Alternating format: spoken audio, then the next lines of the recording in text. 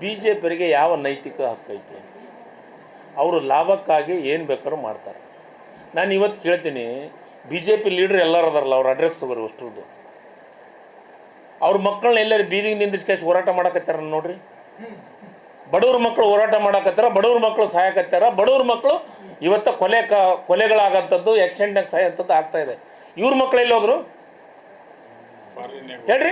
ಇವ್ರ ಮಕ್ಕಳೆಲ್ಲ ಫಾರಿನ್ದಾಗ ಓದ್ತಾ ಇದ್ದಾರೆ. ಇವತ್ತು ಬೀದಿಗೆ ನಮ್ಮ ಬಡವ್ರ ಮಕ್ಕಳನ್ನು ತಂದು ಕಾಸಿ ತಿನ್ಸಂಥ ಕೆಲಸ ಮಾಡಕತ್ತಾರ. ನಾನು ಇವತ್ತಿಗೂ ಅದನ್ನೇ ಹೇಳ್ತಾ ಇದ್ದೀನಿ, ನಿಮ್ಮ ಹೋರಾಟ ನಿಮ್ಮ ಮಕ್ಕಳ ಜೊತೆಗೆ, ನಿಮ್ಮ ಫ್ಯಾಮಿಲಿ ಜೊತೆಗೆ ಹೋರಾಟಕ್ಕೆ ಬರ್ರಿ, ಗೊತ್ತಾಗುತ್ತೆ ಏನಂತ. ಅದ್ರ ಜೊತೆಗೆ ಮ್ಯಾಚಿನ ಬಗ್ಗೆನೂ ಹೇಳ್ತಿದ್ದೀನಿ. ಮ್ಯಾಚಿಗೆ ಇವರು ಬರೀ ಅದನ್ನು ಚುನಾವಣೆಗೆ, ಹಿಂದುತ್ವಕ್ಕೆ, ಜನರ ಮನಸ್ಸು ಕೆಡ್ಸೋಕ್ಕೆ ಮಾತ್ರ ಅದನ್ನ ಇಟ್ಕೊಂಡಾರ ಮ್ಯಾಚು. ಅವ್ರು ಆಡಕ್ಕತ್ತಿದ್ರಂದ್ರೆ ಏನು ಮಾಡೋಕ್ಕಾಗಲ್ಲ. ಯಾಕೆ ಕೇಂದ್ರ ಸರ್ಕಾರ ಅದನ್ನು ಬಂದ್ ಮಾಡಬೇಕಾಗಿತ್ತು? ಬಿ ಸಿ ಸಿ ಅಧ್ಯಕ್ಷರು ಯಾರು? BCC ಅಧ್ಯಕ್ಷರು ಯಾರು? ಅಮಿತ್ ಶಾ ಮಗ. ಏನು ಇಲ್ರಿ, ನಾನು ಹೇಳಕತ್ತೀನಿ ನೋಡ್ರಿ, ನಾನು ವಿರೋಧ ಪರ ಅನ್ನೋದು ಮಾತಾಡಕತ್ತಿಲ್ಲ. ನೀವು ಹೊರಗಡೆ ಬದ್ನಿಕಾಯಿ ತಿಂತೀರಿ, ಬದ್ನಿಕಾಯಿ ತಿನ್ಬೇಡ ಅಂತೀರಿ, ಬದ್ನಿಕಾಯಿ ತಿಂತೀರಲ್ಲ, ಅದು ಹೇಳ್ರಿ. BCC ಚೇರ್ಮನ್ ಯಾರು? ಯಾಕೆ ಪಾಕಿಸ್ತಾನ ಜೊತೆಗೆ ಆಡಕ್ ಕೊಟ್ರಿ? ಪಾಕಿಸ್ತಾನಕ್ಕೆ ಯಾರು ಬಿರಿಯಾನಿ ತಿನ್ನಕ್ ಹೋದ್ರು? ಎಲ್ಲ ನೋಡ್ರಿ. ನಿಮಗೆ ದೇಶಾಭಿಮಾನ, ಜನರ ಬಡವರ ಬಗ್ಗೆ ನಾನು ಅದಕ್ಕೆ ಇವತ್ತು ಭಾಷಣದಾಗ ಇವನ್ನೊಮ್ಮೆ ನಿಮ್ಮಲ್ಲಿ ಪ್ರಸ್ತಾಪಿಸ್ತೀರಿ. ಇವತ್ತು ಈ ದೇಶದೊಳಗೆ ಅಭಿವೃದ್ಧಿ ಚರ್ಚೆ ಆಗಬೇಕು, ಧರ್ಮದ ಬಗ್ಗೆ ಚರ್ಚೆ ಆಗತ್ತಿದೆ, ಜಾತಿಗಳ ಬಗ್ಗೆ ಚರ್ಚೆ ಆಗತ್ತೈತೆ. ನಾನು ಕೇಳ್ತೀನಿ, ದುಬೈದೊಳಗೆ 60ರಿಂದ 70% ಜನಸಂಖ್ಯೆ ಮುಸ್ಲಿಮ್ಸ್ ಅದಾರ. ಅಲ್ಲಿ ಬೇರೆ ಬೇರೆ 15-20% ಬೇರೆ ಬೇರೆ ಜಾತಿಯವರು ಅದಾರ. ಅಲ್ಲೇ ಇಸ್ಲಾಂದವ್ರ ಬಗ್ಗೆ ಚರ್ಚೆ ಆಗಲ್ಲ, ಅಭಿವೃದ್ಧಿ ಬಗ್ಗೆ ಚರ್ಚೆ ಆಗತ್ತೆ, ಡೆವಲಪ್ಮೆಂಟ್ ಬಗ್ಗೆ ಚರ್ಚೆ ಆಗತ್ತೆ. ಇವತ್ತು ಮರುಭೂಮಿ ಒಳಗೆ ಬಂಗಾರದ ಹೊಗೆ ಆಯಾಕತ್ತೈತಿ. ಬೈರಿನ್, ಅಮೇರಿಕಾ, ಅಲ್ಲಿ ಕ್ರಿಶ್ಚಿಯನ್ಸ್ ಮೆಜರ್ ಇರೋಂಥದ್ದು. ಅಲ್ಲಿ ಯಾಕೆ ಧರ್ಮದ ಬಗ್ಗೆ ಚರ್ಚೆ ಆಗತ್ತಿಲ್ಲ? ಧರ್ಮದ ಬಗ್ಗೆ ಚರ್ಚೆ ಆದ್ರೆ ಅಧೋಗತಿಗೆ ಇಳ್ತೀವಿ. ಇವತ್ತು ಧರ್ಮದ ಬಗ್ಗೆ ಚರ್ಚೆಯಾಗಿ ಪಾಕಿಸ್ತಾನ ಪರಿಸ್ಥಿತಿ ಎಲ್ಲೈತೆ, ಬಾಂಗ್ಲಾದೇಶದ ಪರಿಸ್ಥಿತಿ ಎಲ್ಲೈತೆ?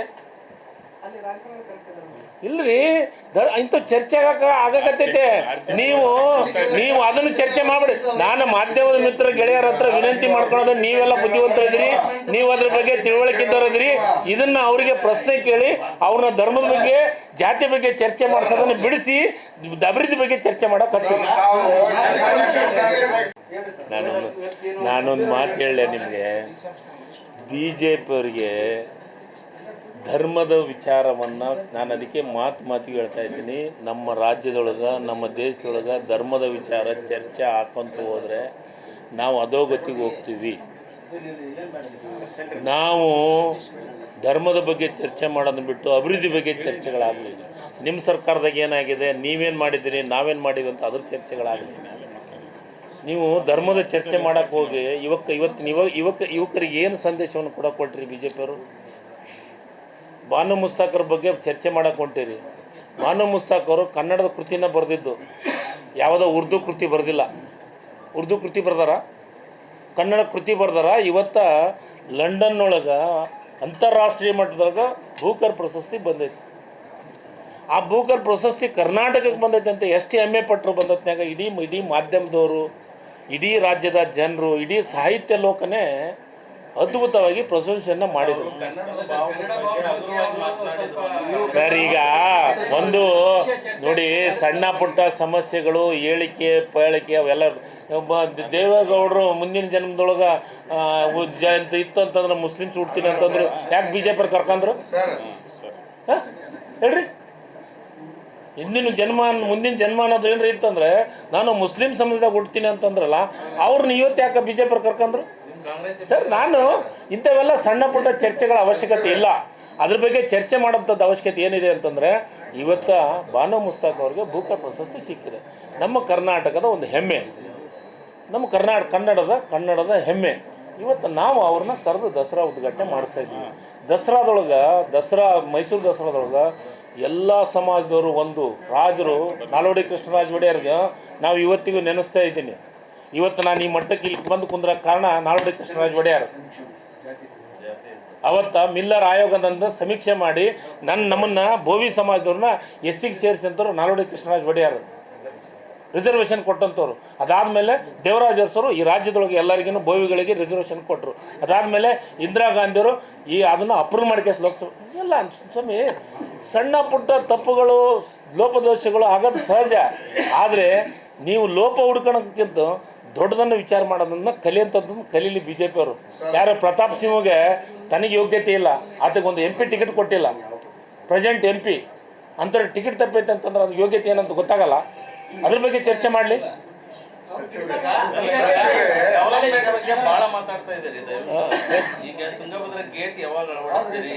ಸರ್, ಈಗ ಎರಡನೇ ಬೆಳಿಗ್ಗೆ ಈಗ ಯಾವ ಗೊಂದಲವೂ ಇಲ್ಲ. ನಾವು ಈಗಾಗಲೇ ಹಿಂದುಳಿದ ವರ್ಗದ ಹಿಂದೆ ಕಾಂತರಾಜು ವರದಿ ಆಗೈತೆ. ಕಾಂತರಾಜು ವರದಿ 10 ವರ್ಷ ಆದಕ್ಕೆ ಆ ವರದಿಯನ್ನು ಬಿಟ್ಟಿವಿ. ಯಾಕಂದ್ರೆ ನಮಗೆ ಕಾನೂನಿನೊಳಗೆ ಏನಿದೆ ಅಂದರೆ 10 ವರ್ಷ ಆದಮೇಲೆ ಆ ವರದಿಯನ್ನು ತಗೋಬಾರ್ದು ಅಂತ ಇದೆ. ಅದಕ್ಕೆ ಹಿಂಗಾಗಿ ಕಾಂತರಾಜು ವರದಿಯನ್ನು ಬಿಟ್ಟು ಹೊಸ ವರದಿಯನ್ನು ಮಾಡಬೇಕಂತ ನಿರ್ಧಾರ ಮಾಡಿ ಈಗ ಮಧುಸೂದನ್ ನಾಯಕ್ ಅವರ ಅಧ್ಯಕ್ಷತೆಯೊಳಗೆ ಅವ್ರ ಅಧ್ಯಕ್ಷತೆ ಮಾಡಿದ್ವಿ, ಒಂದು ಸಮಿತಿ ಮಾಡಿದ್ವಿ. ಸಮಿತಿಯೊಳಗೆ ಇವತ್ತು ನಾವು ಭಾಳ ಸ್ಪಷ್ಟವಾಗಿ ಎಲ್ಲವೂ ಚರ್ಚೆ ಮಾಡಿ ಎಲ್ಲವೂ ಕೂಲಂಕುಷವಾಗಿ ವಿಚಾರ ಮಾಡಿ ಇವತ್ತು ಸಮಿತಿ ಸರ್ವೆ 22ನೇ ತಾರೀಕಿಗೆ ಪ್ರಾರಂಭ ಮಾಡ್ತಾಯಿದ್ದೀವಿ. ಯಾಕೆ ಮಾಡ್ತಾಯಿದ್ದೀವಿ ಅಂದರೆ ಹೊಸ ಟೆಕ್ನಾಲಜಿನೂ ಅದರೊಳಗೆ ಅಳವಡಿಸ್ಕೊಂಡಿದ್ದೀವಿ. ಒಂದೊಂದು ಬ್ಲಾಕ್ ಮಾಡಿದ್ದೀವಿ. ಪ್ರತಿಯೊಂದು ವಿಧಾನಸಭಾ ಕ್ಷೇತ್ರದೊಳಗೂ ಒಂದೊಂದು ವಾರ್ಡ್ನೊಳಗೆ ಒಂದೊಂದು ಬ್ಲಾಕ್ 1, 2, 3, 4 ಅಂತ ಒಂದು ವಾರ್ಡ್ನೊಳಗೆ ಬ್ಲಾಕ್ ಮಾಡಿದ್ದೀವಿ. ಒಬ್ಬ ಅಧಿಕಾರಿಗೆ 120ರಿಂದ 150 ಜನರಿಗೆ ಮಾತ್ರ ಅವರಿಗೆ ಸರ್ವೆ ಮಾಡೋಕ್ಕೆ ಕೊಡ್ತೀವಿ. ಬ್ಲಾಕನ್ನು ಮಾಡ್ಕೊಂಡಿದ್ದೀವಿ. ನಮ್ಮ ಮತದಾರ ಪಟ್ಟಿದ್ದು ಅದನ್ನು ತೊಗೊಂಡಿದ್ದೀವಿ ಮತ್ತು ನಮ್ಮ KBಯ RR ಕೋಡ್ ನಂಬರ್ ತೊಗೊಂಡಿದ್ವಿ. ಅದಕ್ಕೆ ಟ್ಯಾಗ್ ಹಾಕ್ತಾಯಿದ್ವಿ. ಪ್ರತಿಯೊಂದು ಮನೆಗೆ ಟ್ಯಾಗನ್ನು 1,2 ಕೋಟಿ ಕುಟುಂಬದೊಳಗೆ ಈಗಾಗಲೇ 1.5 ಕೋಟಿ ಕುಟುಂಬಗಳಿಗೆ ಟ್ಯಾಗ್ ಹಾಕಿದ್ದೀವಿ. ಹಾಕಿ ಪ್ರಾರಂಭ ಮಾಡಿದ್ದೀವಿ. ಹೋದ ಸತಿ ಕೆಲವೊಂದಿಷ್ಟು ನ್ಯೂನತೆಗಳ ಬಗ್ಗೆ ಮಾತಾಡಿದ್ರು. ಏನಂತ, ನಮ್ಮ ಮನೆಗೆ ಬಂದಿಲ್ಲ, ನಿಮ್ಮ ಮನೆಗೆ ಬಂದಿಲ್ಲ ಅಂತ. ಈಗ ಅದು ಬ್ಲಾಕ್ ಮಾಡಿರೋದ್ರಿಂದ ಎಲ್ಲರ ಮನೆಗೆ ಹೋಗ್ತಾರೆ. ಈಗ ಎಕ್ಸಾಂಪಲ್ ಉದಾಹರಣೆ, ಶಿವು ಅವರಿಗೆ 150 ಮಂದಿದು ಒಂದು ಬ್ಲಾಕ್ ಕೊಟ್ಟಿವಿ ಅಂತಂದರೆ 150 ಮಂದಿದು ಬ್ಲಾಕ್ ಕೊಡಲೇಬೇಕಾತ. ಆತ 120 ಕೊಟ್ಟರೆ ಇನ್ನೂ 30 ಯಾಕೆ ಕೊಟ್ಟಿಲ್ಲ ಅಂತ ಆತನ ಕೇಳ್ತೀವಿ.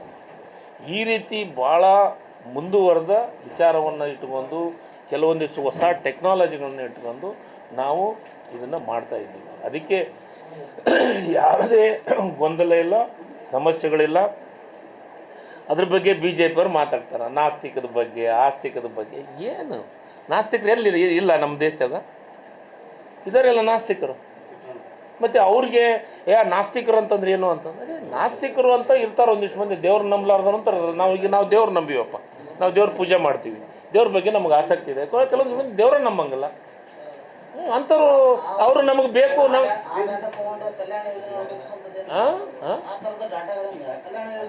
ನೋಡ್ರಿ, ಕಲ್ಯಾಣ ಯೋಜನೆಗಳನ್ನ ರೂಪಿಸೋದಕ್ಕೆ ಒಂದು ಸೆಕೆಂಡ್. ನೋ ಸಮೀಕ್ಷೆ ನೋ ಒಂದು ನಿಮಗೆ ಹೇಳ್ತೀನಿ.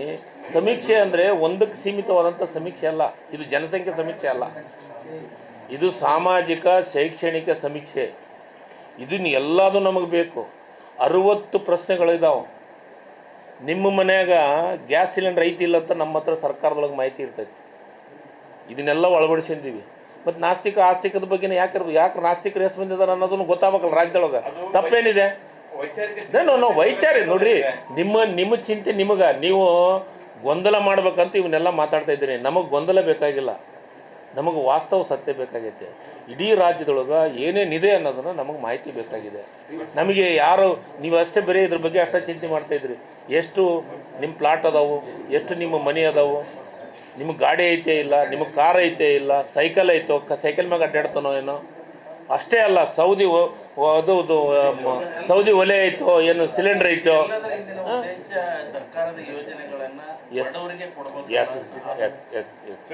ಇವನ್ನೆಲ್ಲವನ್ನು ಯಾಕೆ ಮಾಡ್ತಾ ಇದ್ದೀವಿ ಅಂತಂದರೆ, ವಾಸ್ತವ ಸತ್ಯ ರಾಜ್ಯದೊಳಗೆ ಯಾರ್ಯಾರ ಪರಿಸ್ಥಿತಿ ಏನಿದೆ ಅನ್ನೋದು ತಿಳ್ಕೊಬೇಕಾಗೋದಕ್ಕೆ ಇದನ್ನು ಸರ್ವೆ ಮಾಡ್ತಾಯಿದ್ದೀವಿ.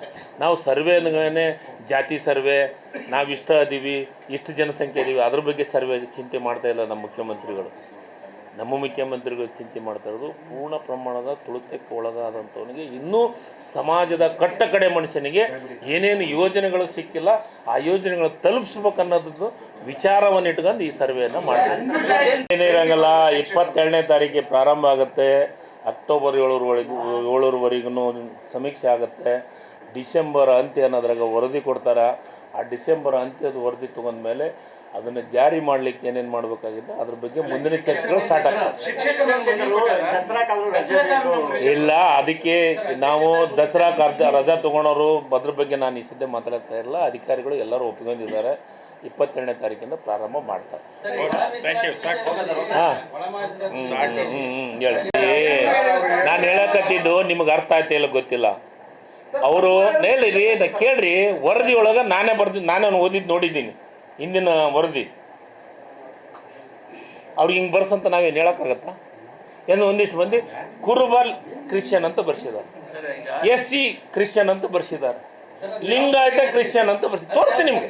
ಹಾಂ, ಅದಕ್ಕೊಂದು ಗುಂಪ ಮಾಡ್ತೀವಿ. ಅದಕ್ಕೆ ನೋಡಿ, ಅದಕ್ಕೆ ಆಯೋಗ ಐತೆ.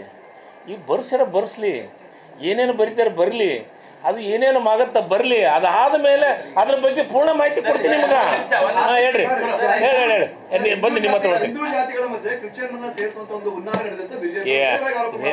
ಒಂದು ಕೆಲಸ ಇಲ್ಲ ಕೇಳ್ರಿ, ಇಲ್ಲ ಅವರು ಮೋದಿಯವ್ರನ್ನ ಓಲೈಸಕ್ಕೆ ಮಾತಾಡಕತ್ತಾರೆ BJP ಅವರು.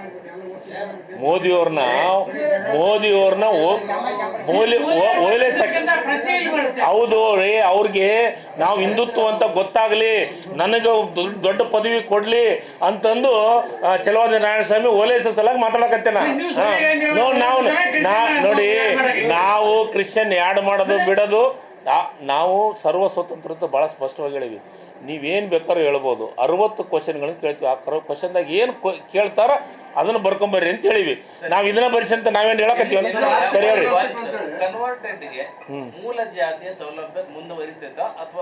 ಸರ್, ಈಗ ಅದ್ರ ಬಗ್ಗೆ ಚರ್ಚೆಗಳು ಆಗಿಲ್ಲ. ಈಗ ಏನಾಗಿದೆ, ಒಂದು ಸೆಕೆಂಡ್ ನೀವು ಅವರು CM ಸಾಹೇಬರು ಭಾಳ ಸ್ಪಷ್ಟವಾಗಿ ಹೇಳಿದ್ದಾರೆ. ಯಾರು ಕ್ರಿಶ್ಚಿಯನ್ ಅಂತ ಬರೆಸ್ತಾರೆ ಅವರು ಕ್ರಿಶ್ಚಿಯನ್ಗೆ ನಾವು ಕನ್ವರ್ಟ್ ಆದಂಥವ್ರು ಅಂತ ನಾವು ತಿಳ್ಕೊತೀವಿ ಅಂತ ಹೇಳಿದ್ದಾರೆ, ಸ್ಪಷ್ಟವಾಗಿ ಹೇಳಿದ್ದಾರೆ. ಸೌಲಭ್ಯ ಮತ್ತೊಂದು ಮಗದೊಂದು ಈ ವರದಿ ಆದಮೇಲೆ ಚರ್ಚೆ ಆಗ್ತಾವೆ. ಈ ವರದಿ ಆಗಲಾರ್ದನ್ನ ಚರ್ಚೆ ಈಗ ಹೆಂಗಾಗಿದೆ ಅಂತಂದರೆ, ಈ ವರದಿ ಆಗಿಬಿಟ್ನಂದ್ರೆ BJP ಎಲ್ಲ ಇದನ್ನು ಅಡ್ರೆಸ್ ಇರಲಾರ್ದಂಗೆ ಹೋಗ್ತಾರಂತ ಚಿಂತೆಗೆ ಅವರು ಈ ರೀತಿ ಮಾತಾಡಕತ್ತಾರ. ಅವ್ರಿಗೆ ಅಡ್ರೆಸ್ ಸಿಗಲ್ಲ.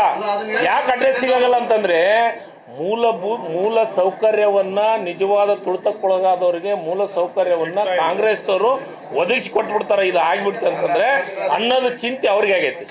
ಮೂಲಭೂತ ಹಿಂದುಳಿದ ವರ್ಗ ಅಂದ್ರೆ ಒಬ್ಬ ಬಡವ ಇದ್ದವ್ರ ಮನೆಗೂ 20,000 ರೂಪಾಯಿ ಮೊಬೈಲ್ ಇದೆ, 1 ಲಕ್ಷ ರೂಪಾಯಿ TV. ಅದನ್ನು ನೀನು ಹೇಳಕ್ ಬರಲ್ಲ. ನೀನು ಅದನ್ನ ಮಾಧ್ಯಮದೊಳಗೆ ಒಂದ್ಸತಿ ನಿನ್ನ ಪೇಪರ್ನೇ ಬರ್ದಾಗ ಗೊತ್ತಾಗುತ್ತೆ. ಹೇಳಿ ಸರ್.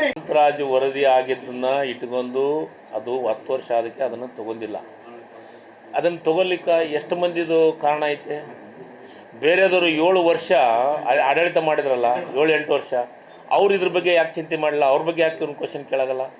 ಈಗ ನೀವು 5 ವರ್ಷ ಅವ್ರಿಗೆ ಅಲ್ಲಲ್ರಿ, ಅವ್ರಿಗೆ ಕೇಳೋದಲ್ಲ ರೀ, ಅವ್ರಿಗೆ ಮಾತಾಡಲಾರ್ದಂಥ ಪರಿಸ್ಥಿತಿ. ಅವ್ರು 5 ವರ್ಷದತ್ನಾಗ ವರದಿ ತೊಗೊಲಿಲ್ಲ, ಅದ್ರ ಬಗ್ಗೆ ಚರ್ಚೆ ಮಾಡಲ್ಲ. ಈಗ ಅವ್ರ ಬಗ್ಗೆ ನಮ್ಮ ಬಗ್ಗೆ ನೆಗೆಟಿವ್ ಆಗಿ ಮಾತಾಡೋಂಥದ್ದು, ಆ ವರದಿ ಹಂಗಾಯ್ತು, ಏನು ಇದನ್ನು ತಪ್ಪಾಗಿತ್ತು, ಆಸ್ತಿಕ ಮನಾಸ್ತಿಕ, ಇದ್ರ ಬಗ್ಗೆ ನಾನು ಹೇಳಕತ್ತಿದ್ದು. ಇಂಥದ್ದು ಚರ್ಚೆ ಅವಶ್ಯಕತೆ ಇಲ್ಲ. ನಾನು ಹೇಳಕತ್ತಿದ್ದು ಇವತ್ತಿನ ಚರ್ಚೆ ಏನು ನನ್ಗೆ ಗೊತ್ತಾಗಿದೆ. ಇವತ್ತು ಕಟ್ಟ ಕಡೆ ಮನುಷ್ಯನಿಗೆ, ಕಟ್ಟ ಕಡೆ ಸಮಾಜಕ್ಕೆ ನಾವು ಸೌಲಭ್ಯ ಒದಗಿಸೋದ್ರ ಬಗ್ಗೆ ಚಿಂತನೆ ಮಾಡುವಂಥ ವರದಿ ಆಗಬೇಕಾಗಿದೆ. ಇದು ಎಲ್ಲ ಒಂದು ಕಡೆ ಈ ಜಾತಿ ಹೆಚ್ಚೈತೆ, ಈ ಜಾತಿ ಹೆಚ್ಚೈತೆ, ಈ ಸಮಾಜ ಹೆಚ್ಚೈತೆ ಅಂತ ಅದ್ರ ಬಗ್ಗೆ ಚರ್ಚೆಗಳಲ್ಲ. ಇದು ಅದಕ್ಕೆ ಜನಗಣತಿ ಇದೆ. ಆ ಜನಗಣತಿ ಅದ್ರ ಕೇಂದ್ರ ಸರ್ಕಾರ ಮಾಡುತ್ತಾ ಅದ್ರ ಬಗ್ಗೆ ಚರ್ಚೆ ಮಾಡಲಿ. ಪ್ರಶ್ನೆ ಏನಂದ್ರೆ, ಬ್ರಾಹ್ಮಣ ಕ್ರಿಶ್ಚಿಯನ್ ಅಂತ ಯಾಕೆ ಬರೋದು? ನಾನು ಹೇಳಕತ್ತಿದ್ದು ಅದನ್ನ ಯಾಕೆ ಓದ್ತೀರಿ? ಅದ್ರ ಕೆಳಗೆ ಇನ್ನೂ ಒಂದು ಐತಿ, ಓದ್ರಿ. ಇತರರು ಅಂತ ಐತೆ, ಅದನ್ನು ಓದ್ರಿ. ಅದು ಯಾವುದೋ ಸೋನಿಯಾ ಗಾಂಧಿಯವ್ರು ಇಂಥ ಸಣ್ಣತನ ಮಾಡೋಕ್ಕೆ ಹೋಗಲ್ಲ. ಇಂಥ ಸಣ್ಣತನದ ಅವಶ್ಯಕತೆ ಸೋನಿಯಾ ಗಾಂಧಿಯವ್ರಿಗೆ ಇಲ್ಲ. ಹಂಗೇನಾರ ಸೋನಿಯಾ ಗಾಂಧಿಯವರು ಇಂಥ ಸಣ್ಣತನ ವಿಚಾರ ಮಾಡ್ತಾರೆ, ಈ ದೇಶದ ಪ್ರಧಾನಮಂತ್ರಿ ಆಗ್ತಿದ್ರು. ತಪ್ಪೇನೈತೆ? ಬಿಡ್ಲಿ, ಯಾಕೆ ಇರಬಾರ್ದು ಸರ್? ನಾನು ಹೇಳಕತ್ತೀನಲ್ಲ, ಯಾಕೆ ಇರಬಾರ್ದು? ನಾವು ಇಷ್ಟಕ್ಕೊಂದು ದುಡ್ಡು ಖರ್ಚು ಮಾಡಿ ಸರ್ವೆ ಮಾಡಿಸೋ ಹೊತ್ನಾಗ ಪ್ರತಿಯೊಂದು ಡಾಟಾ ಬೇಕು. ಯಾಕೆ ಮಾಡಬಾರ್ದು? ಅದಕ್ಕೆ ಬಿಜೆಪಿ ಹೇಳಿದಂಗೆ ಮಾಡ್ಬೇಕಂತ ಐತೆ ಸರ್ವೆ ನಾವು. ಅಲ್ಲ, ಸಿಎಂ ಅವರು ಒಂದು ಮಾತಿದ್ದಾರೆ, ಅಸಮಾನತೆ ಇದೆ, ಆ ಕಾರಣಕ್ಕೆ ಮತಾಂತರ ಆಗಿದ್ದಾರೆ ಕೆಲವರು. ನೋಡ್ರಿ, ಅದು ಮತಾಂತರ ಆಗೋದು ಕಾನೂನೊಳಗೆ ಅವಕಾಶ ಇದೆ, ಯಾಕಿಲ್ಲ? ಮತಾಂತರ ಆಗಕ್ಕೆ ಅವಕಾಶ ಇಲ್ಲ ಮತ್ತೆ ಅವ್ರು ಒಪ್ಕೊಂಡು ಹೋಗ್ಬೋದು. ಈಗ ಮತಾಂತರಕ್ಕೆ ಅವಕಾಶ ಇದೆ ಸರ್. ಈಗ ನೋಡ್ರಿ, ನೀವು ಏನ್ ಹೇಳಕತ್ತೀರಂತಂದ್ರೆ ಬೇಡ, ಆಮಿಷದ ಮೇಲೆ ಮತಾಂತರ ಆದ್ರೆ ಅದಕ್ಕೆ ನಮ್ಮದು ವಿರೋಧ. ಕಾನೂನುಬದ್ಧವಾಗಿ ಮತಾಂತರ ಆದ್ರೆ ಯಾರು ಏನು ಮಾಡೋಕ್ಕಾಗಲ್ಲ, ಸರ್ವ ಸ್ವತಂತ್ರ. ಈ ದೇಶದೊಳಗೆ ಪ್ರಜಾಪ್ರಭುತ್ವ ವ್ಯವಸ್ಥೆ ಇದೆ. ನಾನು ಹೇಳಕತ್ತೀನಿ, ಹಿಂದೆ BJP ಅವರು ಮೆನು ಮಾಡಿದ್ರಲ್ಲ, ಹಂಗೆ ಮೆನು ಮಾಡಕ್ಕೆ ಕೊಡೋಕ್ಕಾಗತ್ತ? ಮುಂಜಾನೆ ಟಿಫಿನ್ ಇದನ್ನ ಮಾಡಬೇಕು, ಮಧ್ಯಾಹ್ನ ಊಟ ಇದನ್ನ ಮಾಡಬೇಕು, ಅದಲ್ಲ ನಮ್ಮ ಇದು ಕಾಂಗ್ರೆಸ್ ಸರ್ಕಾರ, ಸಿದ್ದರಾಮಯ್ಯನವರ ಸರ್ಕಾರ, DK ಶಿವಕುಮಾರ್ ಸರ್ಕಾರ. ನಾವೆಲ್ಲರೂ ಸೇರಿ ಸರ್ವ ಸ್ವತಂತ್ರರು, ಜನರಿಗೆ ಹಕ್ಕೈತೆ. ಎಲ್ಲರೂ ಅವ್ರು ಏನು ಬರ್ಸ್ಬೇಕಾಗೈತೆ ಅದನ್ನು ಬರ್ಸ್ಲಿ. ನೀವು ಅದನ್ನು ಅವರು ಬರ್ಸೋ ಸಲುವಾಗಿ ನೀವ್ಯಾಕೆ ಟೆನ್ಷನ್ ತೊಗೊಳಕತ್ತೀರಿ? ಅವರು ಕ್ರಿಶ್ಚಿಯನ್ ಬರೆಸ್ತಾರೋ, ಹಿಂದೂ ಬರೆಸ್ತಾರೋ, ಮುಸ್ಲಿಂ ಬಳಸ್ತಾರೋ, ಕ್ರಿಶ್ಚಿಯನ್ ಅಂತ ಬಳಸ್ತಾರೋ ಅವರು. ನೋಡ್ರಿ, ನಾನು ನಿಮ್ಮನ್ನ ಕೇಳ್ತೀನಿ, ನಿಮ್ಮ ಜಾತಿನಿಗೆ ನೀವು ಬರ್ಸಕ್ಕೆ ನೀವು ಹಕ್ಕದಾರರು, ನಾನಲ್ಲ ಅದಕ್ಕೆ.